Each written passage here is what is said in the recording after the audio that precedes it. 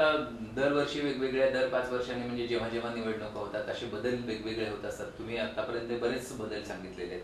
पण एक आदर्श मतदान केंद्र काही उभारण्यात यावेळेला आलेली आहेत असं हो. म्हणजे ऐकलंय. तर त्याबद्दल काय सांगाल? ती कशा पद्धतीने ती उभारण्यात आली? बरोबर. जसं मी सांगितलं, आमच्याकडे 11 असेंब्ली कॉन्स्टिट्युएन्सीज हो, आहेत. हो. आम्ही एक असा निर्णय घेतलाय, एक असा प्रयोग केला आहे की प्रत्येक असेंब्ली कॉन्स्टिट्युएन्सीमध्ये आम्ही 4-5 मॉडेल बूथ तयार केला आहे. त्यापैकी 2 model booth are women booth. ते पिंक कलरचे असणार, पिंक कलर कोडिंग असणार आणि त्यामध्ये जे प्रत्येक पोलिंग पार्टी आहे, प्रिसाइडिंग ऑफिसर, 3 पोलिंग ऑफिसर, ते सगळे महिला असतील. बरं. हे एक आम्ही नवीन प्रयोग केला आहे. जिथे आमचे जेंडर रेशो खूप जास्त आहे, ज्या ज्या बूथ मध्ये महिला मतदार जास्त आहे तिथे आम्ही तो विमेनसाठी हे केला. आणि रांगा दोघांसाठी वेगवेगळे आहेत, वेगवेगळे आहेत. तिथे स्त्रियांसाठी असेल वेगळी रांग असेल. हो हो, ते प्रत्येक बूथ मध्ये, प्रत्येक बूथ मध्ये रांगचे वेगळे वेगळे असेल. मेनसाठी वेगळे, पुरुषासाठी वेगळे, महिलासाठी वेगळे. तर 2 आम्ही प्रत्येक असेंब्ली कॉन्स्टिट्युएन्सी मध्ये 2 विमेन बूथ केलं आहे. तसेच 2 आम्ही एक बूथ आम्ही केले दिव्यांगसाठी. त्यामध्ये दिव्यांग लोकांच्यासाठी सर्व फॅसिलिटीज आहेत आणि जे प्रिसाइडिंग ऑफिसर, पोलिंग ऑफिसर आहेत ते पण दिव्यांग आहेत. तसं आम्ही केलं आहे. आणि 2 बूथ आम्ही केलंय युथ बूथ.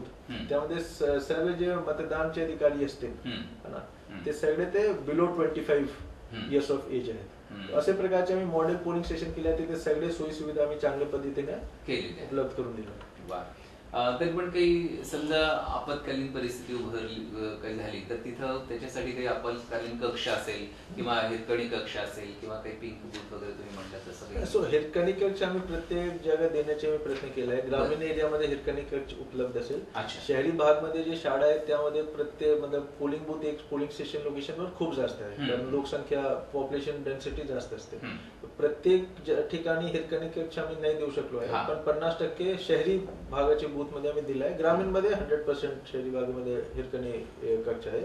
तसेच आपला जो प्रश्न होता की जर काही इमर्जन्सी, त्यासाठी आमच्या आपत्कालीन परिस्थितीमध्ये 2-3 भाग आहे. एक तर लॉ अँड ऑर्डर झाला, लॉ अँड ऑर्डर झाला त्यासाठी बंदोबस्त आहे. आमच्या एक इमर्जन्सी प्लॅन तयार आहे, पोलीस ऑफिसर आहे, सगळे लोक पूर्ण रेव्हेन्यू आणि पोलीस मशिनरी तैनात आहे. अच्छा.